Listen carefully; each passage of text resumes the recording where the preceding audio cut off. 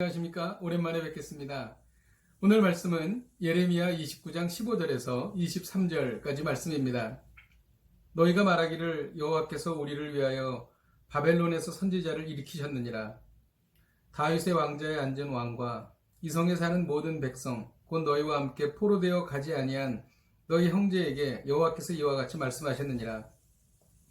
만군의 여호와께서 이와 같이 말씀하시되 보라, 내가 칼과 기근과 전염병을 그들에게 보내어 그들에게 상하여 먹을 수 없는 몹쓸 무화과 같게 하겠고, 내가 칼과 기근과 전염병으로 그들을 뒤따르게 하며 그들을 세계 여러 나라 가운데에 흩어 학대를 당하게 할 것이며, 내가 그들을 쫓아낸 나라들 가운데에서 저주와 경악과 조소와 수모의 대상이 되게 하리라.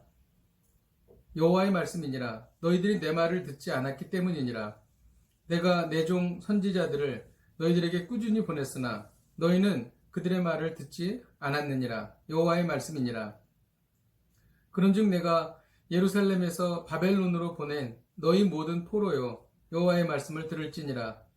만군의 여호와 이스라엘의 하나님께서 골라야의 아들 아합과 마아세야의 아들 시드기야에게 대하여 이와 같이 말씀하시니라. 그들은 내 이름으로 너희에게 거짓을 예언한 자라. 보라, 내가 그들을 바벨론의 왕 느부갓네살의 손에 넘기리니 그가 너희 눈앞에서 그들을 죽일 것이라. 바벨론에 있는 유다의 모든 포로가 그들을 저주거리로 삼아서 이르기를 여호와께서 너를 바벨론 왕이 불살라 죽인 시드기야와 아합 같게 하시기를 원하노라 하리니, 이는 그들이 이스라엘 중에서 어리석게 행하여 그 이웃의 아내와 간음하며 내가 그들에게 명령하지 아니한 거짓을 내 이름으로 말함이라. 나는 알고 있는 자로서 증인이니라.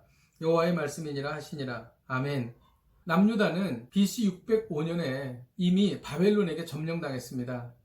하나님은 예레미야를 통해서 바벨론 포로로 잡혀갈 것을 말씀하셨습니다. 그러나 하나님의 말씀을 듣지 않고 유다에 남아 있었던 사람들이 있었습니다. 외관적으로 보기에는 바벨론의 포로로 잡혀간 것보다 남유다에 남아있던 사람들이 더 행복해 보였습니다. 그러나 이는 정반대였습니다. BC 586년에 남유다는 바벨론에게 완전히 유린당했고 말할 수 없는 심한 고통을 당하게 되었던 것입니다. 18절에 보면 내가 칼과 기근과 전염병으로 그들을 뒤따르게 하여 그들을 세계 여러 나라 가운데부터 학대를 당하게 할 것이다 라고 말씀하십니다. 하나님의 말씀을 듣지 않고 눈에 보이는 좋은 것만 따라가면 어떻게 됩니까? 상하여 먹을 수 없는 몹쓸 무화과 같이 된다라고 17절에 기록하고 있습니다. 그리고 18절에는 저주와 경악과 조소와 수모의 대상이 된다고 말하고 있습니다. 역사적으로 유다에 남아있던 자들은 바벨론의 침공으로 많은 사람들이 죽게 되고 심지어는 자신의 인육을 먹고 살 수밖에 없는 비참한 처지까지 이르렀던 것입니다.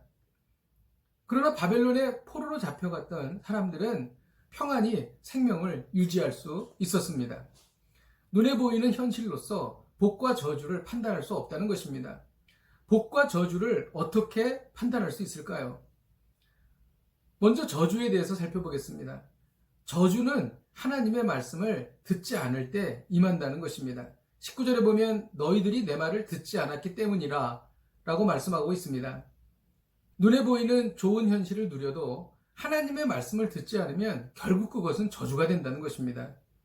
또 복은 무엇입니까? 복은 하나님이 보낸 곳으로 가는 것입니다. 20절에 보면 내가 바벨론으로 보낸 너희 포로요 라고 말씀하고 있습니다. 하나님께서 바벨론으로 보내셨기 때문에 그 말씀 듣고 순종하면 평안을 누린다는 것입니다. 하나님이 보내신 곳이 지금은 당장 어렵고 험난한 길이라도 결국 그 길은 복이 된다는 것입니다. 복을 받고 저주를 피하기 위해서는 어떻게 해야 될까요? 오늘 뒤쪽에 이런 말씀이 나오는데 거짓 예언자에 대해서 나오고 있습니다. 거짓 예언자의 소리를 듣지 말아야 합니다. 시드기야와 아합은 바벨론에 있으면서 바벨론에 있는 이스라엘 백성들에게 거짓 예언을 전했습니다. 바벨론이 2년 안에 망할 것이다. 그러나 결국 이 시드기와 아합은 느부갓네살에 의해서 불타 죽게 됩니다. 또 23절에 보면 그들이 간음을 하고 거짓을 말했다라고 말하고 있습니다. 즉 죄를 멀리해야 한다는 것입니다. 여러분은 지금의 현실을 어떻다고 생각하십니까? 이 현실이 너무 어렵습니까? 도망치고 싶으십니까? 그리고 너무 힘들어서 이제는 더 이상 그 길을 걷지 말아야 되겠다고 생각하십니까? 그러나 그 길이 하나님께서 인도하신 길이라고 확신하신다면 결국 그 길을 걸어가야 합니다. 왜냐하면 그 길이 복이 되기 때문인 것이죠. 눈에 보이는 현실로서 복과 저주를 판단할 수 없는 것입니다. 기도하겠습니다. 하나님 아버지 감사합니다. 오늘 이 말씀을 통하여 우리가 현실에서 당하는 일이 아무리 힘들고 어렵다 할지라도 그 길이 하나님께서 인도하신 길이라면 결국 그 길은 복이 될 줄로 믿습니다. 우리가 그 길을 걸어가게 하여 주옵소서. 예수님의 이름으로 기도하였습니다. 아멘. 할렐루야. 하나님께서 인도하신 길이라면 참고 인내하셔서 결국 복을 누리시기를 주님의 이름으로 축복드립니다. 오늘도 이 말씀 붙잡고 승리하십시오. 내일 뵙겠습니다.